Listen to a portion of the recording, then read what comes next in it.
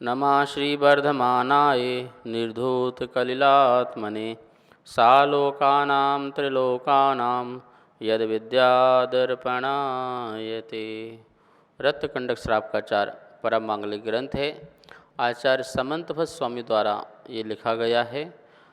150 इसमें श्लोक हैं संस्कृत भाषा में। सम्यक दर्शन, सम्यक ज्ञान, सम्यक चारित्र, संलेखना, श्रावक की 11 प्रतिमाएँ, इन सबका इसमें वर्णन है। इन विषय वस्तु को जान करके आपको रुचि पैदा होना चाहिए कि इन चीज़ों को हमें जानना चाहिए। और श्रावकों के लिए तो ये महत्वपूर्ण ग्रंथ है। वैसे श्रावकाचार 1, 2, 3 नहीं, पूरे टोटल कुल अभी 35 श्रावकाचार मिलते हैं।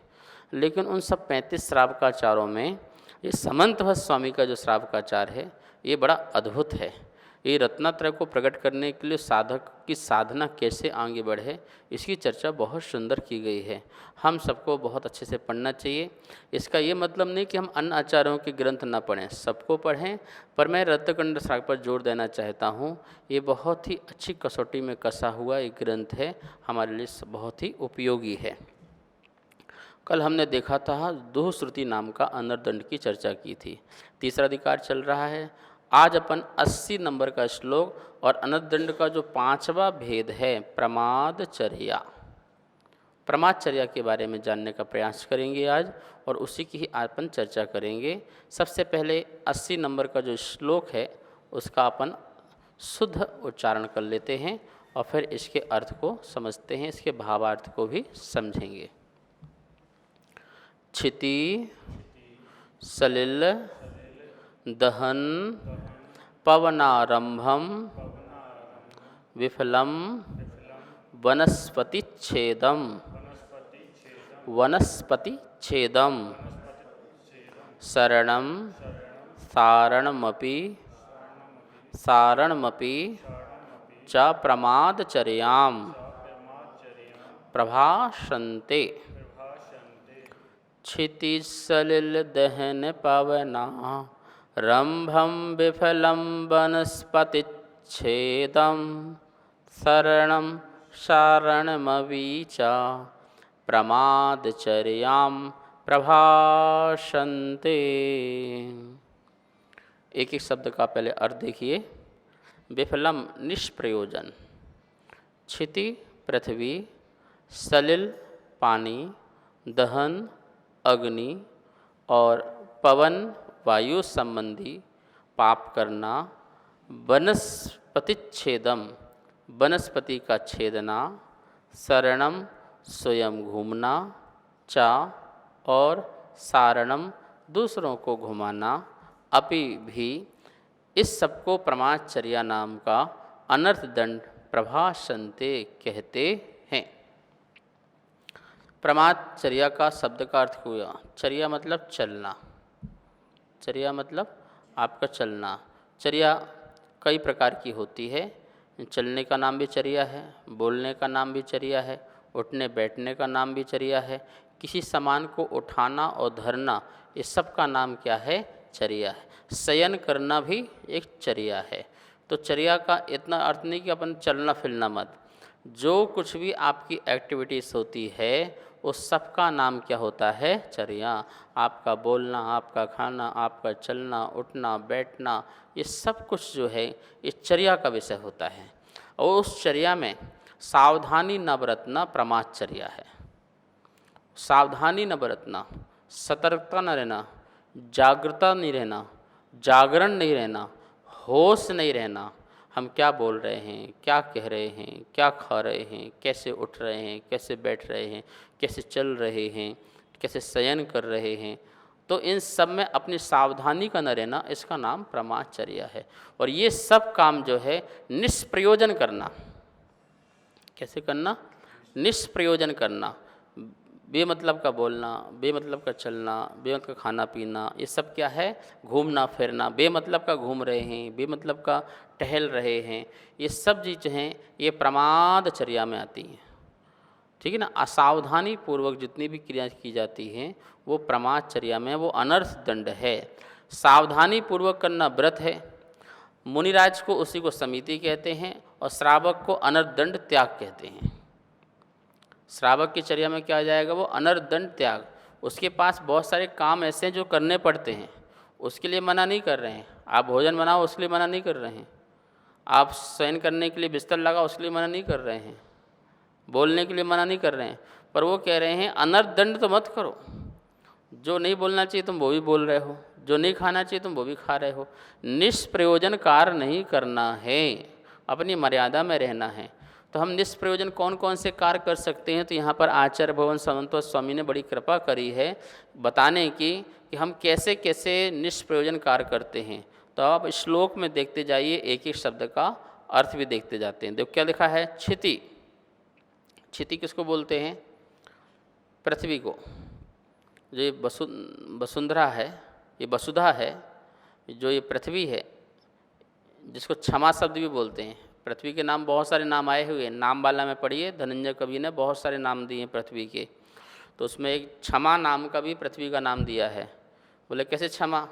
अरे तुम क्या क्या नहीं करते हो पृथ्वी में, तुम उठते हो, बैठते हो, खोदते हो, क्या क्या करते हो, वो तुमसे कुछ कहती है क्या? तो इसलिए उसका नाम क्या है? सबको क्या करती है? क्षमा, इसलिए उसका नाम क्षमा है। वसुधा नाम है, क्षिति नाम है। तो क्षिति मतलब पृथ्वी। अब पृथ्वी का भी अपन जो है उपयोग उतना ही करें जितना हमारा प्रयोजन हो। अब कुछ प्रयोजन भी नहीं है, अब उसको जब चाहे तुम खोदते रहते हो, चाहे गड्ढे करते रहते हो, गड्ढा भरते रहते हो, ठीक है ना। मकान हम छोटे स्थान में बना के रह सकते थे, अब उसको तुमने विशाल मकान बनाया, तो उसकी तुमने कितनी खुदाई करी, कितनी मिट्टी यहाँ से लाए वहाँ लाए, वो मिट्टी फिर ईंट बनेगी, ईंट की चाहिए, सब कुछ कितना काम होता है। तो तुम्हारे निमित्त से पृथ्वी की कितनी खुदाई होगी। ये पत्थर भी पृथ्वी का एक कहलाते हैं, तो पत्थर भी लगेगा, पत्थर भी टूट के आएगा फिर आपके मकान लगने के लिए, जो कुछ बनने के लिए।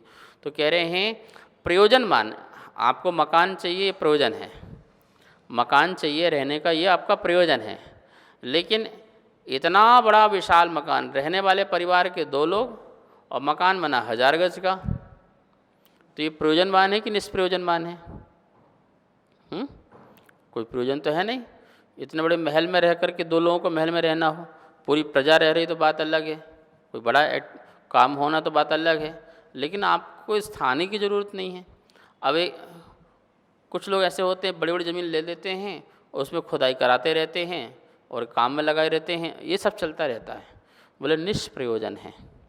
ये तो मैंने बड़ी बात बता दी। यहाँ एक बात ऐसा कहना चाह रहे हैं, जैसे आप बैठे हो और वहीं पर हाथ से कहीं मिट्टी खोद रहे हो, कहीं लकड़ी से कुछ न कुछ करते रहे हो, तो ये क्या है? प्रयोजनवान है कि निष्प्रयोजनवान है? निष्प्रयोजन, ये कोई आपका काम नहीं है, लेकिन फिर भी आप जो कर रहे हो वो प्रमादचर्या कहलाएगी। क्या कहलाएगी?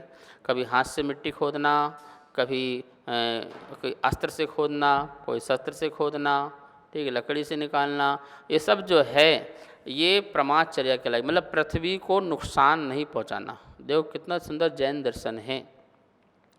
ये व्रत ऐसे दिए जा रहे हैं कि मेरे जीवन जीने से किसी को कष्ट नहीं होना चाहिए। ये व्रत हैं जैन दर्शन के, कि मैं व्रत ले रहा हूँ, ऐसा नहीं कि मेरे द्वारा पृथ्वी को कष्ट हो रहा हो, पेड़ पौधों को कष्ट हो रहा हो। बोले नहीं, मैं ऐसी कोई चर्या नहीं करूँगा, ऐसा कोई अनर्दंड नहीं करूँगा, निष्प्रयोजन कार्य नहीं करूँगा जिससे इनको नुकसान पहुँचे। ठीक है ना, नुकसान पहुँचे, तो ऐसा काम नहीं करूँगा। मैं जैसे समतल में घर बना सकता हूँ, मैं पहाड़ क्यों खुदवाऊँगा? पहाड़ नष्ट क्यों करूँगा? नहीं करना मुझे नष्ट। मुझे ऐसे स्थान पर रहने नहीं है जहाँ मुझे पृथ्वी को नुकसान पहुँचाना पड़े, बहुत कष्ट देना पड़े, तो मैं प्रमादचर्या नहीं करूँगा। सलिल, सलिल मतलब होता है जल, पानी। पानी जितना प्रयोजनमान है उतना ही उपयोग करना, और जितना नहीं है उतना नहीं करना। जब आप 2 लोटे से नहा सकते हो तो बाल्टी भर की ज़रूरत क्या है? यदि आप 1 बाल्टी से नहा सकते हो तो 10 बाल्टियों की ज़रूरत क्या है?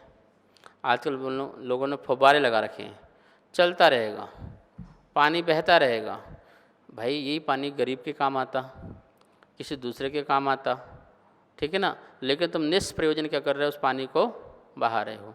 कपड़े धोने 1 बाल्टी से धोए जा सकता है कपड़े, लेकिन उसके लिए तुम कितनी बाल्टियाँ पानी, घर की साफ़ सफाई पोंछा आदि के लिए कम पानी उपयोग किया जा सकता है, लेकिन कितना पानी बहाते हैं। अब तो पाइप लगा देते हैं, चलने दो धुलाई, फेंकने दो धुलाई। सुबह शाम जो है गाड़ी धुल रही है, ये धुल रहा है, रोड धो रहे हैं, साफ़ कर रहे हैं, ये साफ़ कर रहे हैं, वो सब कितना पानी फेंकते हैं। मतलब एक एक आदमी जो है कितने हज़ार हज़ार लीटर पानी जो है नुकसान कर देता है।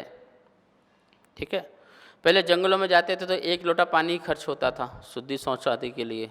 अब व्यक्ति टॉयलेट भी जाता है तो उसको खोलता है तो कितना सारा पानी जो है एक बार में बह जाता है, कितना पानी निष्प्रयोजन जा रहा है आप सोच सकते हैं। ठीक है ना, ये गलत चीज़ है। आने वाले समय में अब यदि युद्ध होगा एक देश का दूसरे देश से, तो उसे पानी के लिए होगा। किसके लिए होगा?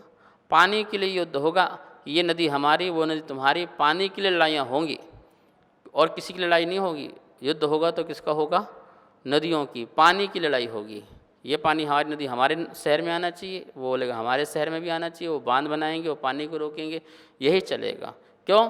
इतना पानी तुम बर्बाद कर रहे हो तो पानी आएगा कहाँ से? सब प्यास होकर तड़प के मरेंगे। तो कितना अच्छा नियम दिया है कि सारी दुनिया यदि इसका पालन करे कि हमको पानी का दुरुपयोग नहीं करना है। एक एक बूंद के पानी की कीमत समझो। उस प्यासे व्यक्ति से पूछो जिसको बहुत प्यास लग रही हो और उसको एक बूंद पानी मिल जाए, उसका प्राण बच जाएं, तो कितनी उसकी कीमत है एक बूंद पानी की। और तुमने तो 1 गिलास पानी लिया, थोड़ा पिया, थोड़ा फेंक दिया। महात्मा गांधी ने अपने साबरमती आश्रम में किसी सेवक से पानी मंगाया, तो पानी लेने गया तो उसने मटके का पानी जो आधा था उसको फेंक दिया, नया पानी भरा और उससे ला करके पानी दिया। ये महात्मा गांधी ने देख लिया। उन्होंने उस दिन उपवास किया। बोले उपवास क्यों? बोले तुमने कितने हक के लोगों का पानी फेंक दिया है, मेरे निमित्त से ऐसा जघन्य पाप हुआ है। मैंने सिर्फ 1 गिलास पानी मंगाया था, तुमने इतने घड़े का पानी फेंक कर दूसरा पानी भरा, तो वो पानी नुकसान हुआ, तो उसका प्रायश्चित स्वरूप जो है मैं आज एक उपवास करूँगा। ये होती है साधना, ये होती है व्यक्ति की अपना व्यक्तित्व। हम किस प्रकार से अपने आप को जीवन जीने के लिए कितना वो जो है संतुलित जीवन जिए, संयमित जीवन जिए। तो ये जो गुण वृद्धि धारण करने वाला है, अनर्थ दंड त्याग व्रति है, वो प्रमादचर्या नहीं करेगा। कम से कम पानी में आप व्रतियों को देखो, जो अच्छे व्रति होंगे, जिनको दया होगी, जिनको करुणा होगी, वो जानते हैं एक बूंद में असंख्यात जीव हैं, असंख्यात जीव। तो मैं जितने कम से पानी काम चला लूँ। मुनिराजों के पास क्या होता है? घड़े होते हैं, मटके होते हैं, टंकी होती है, क्या होती है? एक छोटा सा कमंडल होता है जिसमें 1 या अधिक से अधिक 1.5 लीटर पानी जो आ जाता है। उतने मात्र पानी से ही वो अपनी चर्या का पालन करते हैं। उनको शुद्धि जाना है, उनको शौच जाना है, तो हाथ पैर धोने के लिए बस, वो पानी नहाने के लिए उपयोग नहीं करते हैं। इसलिए दिगंबर जैन साधु जो है नहाते नहीं हैं। क्यों? क्योंकि वो कोई नहा करके कोई पवित्र नहीं होता, आत्मा से पवित्र होते हैं, रत्नात्रय से पवित्र होते हैं, मन की शुद्धि से पवित्र होते हैं, मन के निर्मल परिणामों से व्यक्ति पवित्र होता है। इस बात को ध्यान में रखते हुए, और जो दिन भर खाता रहता है, नहाने की आवश्यकता उसको है। जो 24 घंटे में 1 बार भोजन करता है उसको स्नान की आवश्यकता नहीं है। लेकिन जो दिन भर खाएगा तो पसीना भी आएगा, शरीर में बदबू भी आएगी, कपड़े पहनोगे तो बदबू पैदा होगी, सब होगा, इसलिए उसको स्नान जरूरी है। लेकिन मुनिराज को स्नान की आवश्यकता ही नहीं है। उनका शरीर में हमेशा सुंदर होता है, चमकता है, दमकता है, कांति है, तेज है, ओज है, ब्रह्मचर्य का प्रभाव है, ये सारी चीज़ें हैं। ठीक है ना। तो एक छोटे से कमंडल से अपना दिन भर का 24 घंटे का काम चला लेते हैं जैन मुनि, जैन साधु। तो फिर ये जो श्रावक है, जो प्रतिमाधारी बन रहा है, आगे जाके उसको भी तो मुनि बनना है। तो उसको अभी से प्रैक्टिस कराया जा रहा, भाई देख, बिना मतलब के पृथ्वी को खोदना नहीं, बिना मतलब के जल को छोड़ना नहीं, फेंकना नहीं, फैलाना नहीं। ठीक है ना। उतना ही जल उपयोग करना जिससे तेरे कपड़े धुल जाएं, भोजन पानी हो जाए, बस नहाना धोना हो जाए, बस। इससे ज़्यादा कोई पानी का उपयोग नहीं करना है। ये सब प्रैक्टिस होती है, संघों में प्रैक्टिस होती है, ब्रह्मचारियों की, ब्रह्मचारिणियों की, ये सब प्रैक्टिस कराई जाती है कि भैया आपको ऐसा जीवन जीना है, आगे आपको बड़े पद में जाना है। फिर दिया है तीसरा प्रमादचर्या में दहन। दहन मतलब अग्नि। अग्नि का दुरुपयोग करना, जैसे अग्नि का एक जीवों का मरण ज़्यादा हो रहा हो, ऐसा दुरुपयोग करना। गैस जला दी, जल रही है, चूल्हे में आग लगा दी, वो लगी हुई है। जितना उपयोग है उतना करना चाहिए था, लेकिन हम दुरुपयोग उसका अधिक करते हैं। पंखा खोला था, ठीक है गर्मी लग रही थी आपको, वैसे तो नहीं उपयोग करना चाहिए, लेकिन जब वहाँ से जा रहे हो तो पंखा बंद तो करना ही चाहिए था ना, लाइट बंद करना चाहिए था ना, नहीं करते हैं। और अधिकांश लोग मंदिरों में तो बिल्कुल नहीं करते हैं। मंदिरों में आते हैं तो ये नहीं समझते कि भैया मंदिर की प्रॉपर्टी तो हमारी है, ये संपत्ति तो हमारी है, यही लाइट यही पंखा की जो है दूसरे की आवश्यकता तो पड़ेगी नहीं पड़ेगी, इतना करंट वहाँ पे जाएगा। लेकिन नहीं, आपको दिखता नहीं, कभी आंखों से दिखता नहीं है, जब निकलो तो चारों तरफ देख के निकलो। मंदिर में भी कहीं फालतू बल्ब जल रहा हो, लाइट जल रही हो, उसको बंद करो। पंखा चल रहा हो बंद करो, एसी चल रहा हो उसे बंद करो, आवश्यकता नहीं है, निष्प्रयोजन है वो, ठीक है ना। वैसे तो उनकी आवश्यकता होती नहीं है, लेकिन थोड़ा बहुत उपयोग होता है तो उसमें भी कंट्रोल होना चाहिए।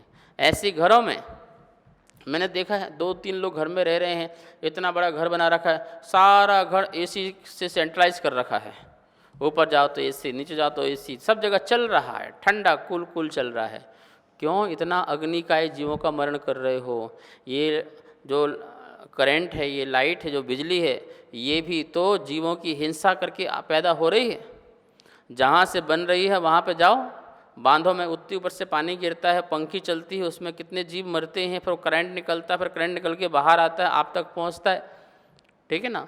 अब अलग प्रकार की व्यवस्था है, सोलर वाली व्यवस्था भी, अहिंसक वाली व्यवस्था भी है, हिंसक वाली व्यवस्था है, लेकिन है तो अग्नि का एक जीव ना। ये सब इनसे जो है हमें बचना चाहिए। जितना कम से कम इनका उपयोग हो सके उतना कम से कम उपयोग होना चाहिए।